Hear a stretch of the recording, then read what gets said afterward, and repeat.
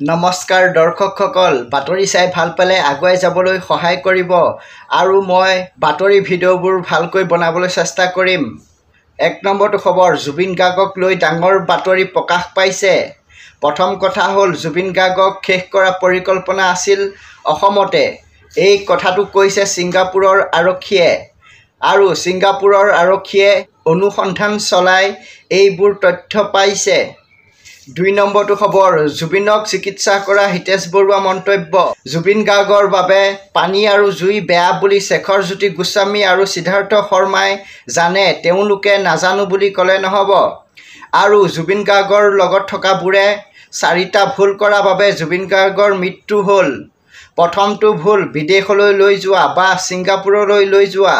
দ্বিতীয়টো ভুল, সাগৰলৈ লৈ যোৱা। তৃতীয়টো ভুল, সাগৰত নমাই দিয়া। চতুৰ্থটো ভুল, জুবিনক সাগৰৰ মাজত সংকটৰ সময়ত নবচোৱা। ৩ নম্বৰটো খবৰ, শিল্পী অংগৰাগ মহন্ত বা পাপনৰ মন্তব্য। জুবিনৰ লগত শেষ মুহূৰ্তখিনি কি হৈছিল এবাৰ ঠিককৈ জানিব পাৰিলে আমি অসমবাসীয়ে শান্তি পাম। ৪ নম্বৰটো খবৰ, পোহৰৰ উৎসৱ দীপাৱলীৰ দিনা ২৬ লাখ বন্তি জ্বলাই গিনিছ বুক ৱৰ্ল্ড ৰেকৰ্ডত নাম অন্তৰ্ভুক্ত ৰাম জন্মভূমি অযোধ্যা। ৫ নম্বৰটো খবৰ, গৰিমা শইকীয়া গাৰ্গৰ মন্তব্য। সোণাপুৰৰ জুবিনৰ সমাধিক্ষেত্ৰ জুবিন ক্ষেত্ৰ নামেৰে পৰিচিত হ'ব লাগিব, অন্য নাম বা বেলেগ নাম দিব নালাগে। প্ৰতিটো প্ৰজন্মৰ আত্মাৰ সংযোগ হোৱাকৈ নিৰ্মাণ হ'ব লাগিব জুবিন ক্ষেত্ৰ। ৬ নম্বৰটো খবৰ, শিল্পী বিপুল চেতিয়া মন্তব্য। জুবিন গাৰ্গৰ মেনেজাৰ সিদ্ধাৰ্থ শৰ্মাৰ বিৰুদ্ধে ভয়ংকৰ বিস্ফোৰণ। বিপুল চেতিয়াৰ পৰাও টকা খাইছিল সিদ্ধাৰ্থই, ৫০,০০০ সলনি দিছিল ৫,০০০। সিদ্ধাৰ্থই বিপুল চেতিয়াক ঠগি খোৱাৰ কথা গম পোৱা নাছিল জুবিন গাৰ্গে। ৭ নম্বৰটো খবৰ, শিল্পী খগেন গগৈ মন্তব্য। আমি অসমবাসীয়ে জুবিন গাৰ্গৰ ন্যায় পাবই লাগিব, নহ'লে মহাভাৰত যুদ্ধ হ'ব অসম ৰাজ্যত। ৮ নম্বৰটো খবৰ, মন্ত্ৰী পীযুষ হাজৰিকা মন্তব্য। জুবিন গাৰ্গৰ মৃত্যুৰ পাছত হিমন্ত চৰকাৰে কি কৰিলে শুনক। জুবিন গাৰ্গৰ পাৰ্থিৱ শৰীৰ ক্ষীপ্ৰতাৰে অসমলৈ অনা হ'ল। সোণাপুৰত ৰাষ্ট্ৰীয় মৰ্যাদাৰ দৰে জুবিন গাৰ্গৰ শেষকৃত্য সম্পন্ন কৰা হ'ল। দ্বিতীয়বাৰৰ বাবে অসমত জুবিনৰ মৰণোত্তৰ পৰীক্ষাৰ নিৰ্দেশনা দিয়া হ'ল।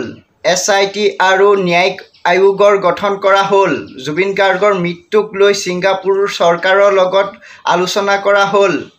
অভিযুক্তসকলৰ সম্পত্তি চিল কৰা হ'ল আৰু জুবিন গাৰ্গৰ সমাধিক্ষেত্ৰ নিৰ্মাণৰ বাবে সমিতি গঠন কৰা হ'ল। ৯ নম্বৰটো খবৰ, জুবিন গাৰ্গ অবিহনে আজি প্ৰথমটো জন্মদিন গৰিমা শইকীয়া গাৰ্গৰ। ১০ নম্বৰটো খবৰ, যোৱাকালি ২০ অক্টোবৰ তাৰিখে CID কাৰ্যালয়ত হাজিৰ হৈছিল NK প্ৰডাকশ্যনৰ স্বত্বাধিকাৰী দেৱ বৰকাকতী। ১১ নম্বৰটো খবৰ, যোৱাকালি দীপাৱলীৰ দিনা ১,১১,১১১টা বন্তি জ্বলাই জুবিন গাৰ্গলৈ শ্ৰদ্ধাঞ্জলি জনালে NIT ছাত্ৰ-ছাত্ৰীসকলে।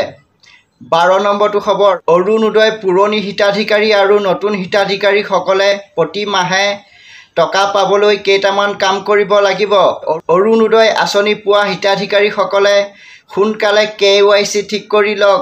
KYC ঠিক নকৰিলে আপোনাৰ বেংক একাউণ্টত টকা নোসোমাব আৰু আপোনাৰ বেংক একাউণ্ট ঠিক হৈ থাকিব লাগিব আৰু অৰুণোদয় তথা বেংক একাউণ্টত যিটো মোবাইল নম্বৰ দিছিলে সেই নম্বৰৰ চিমখনত ৰিচাৰ্জ থাকিব লাগিব। ১৩ নম্বৰটো খবৰ, SIT দল এটা গৈছিল ছিংগাপুৰলৈ।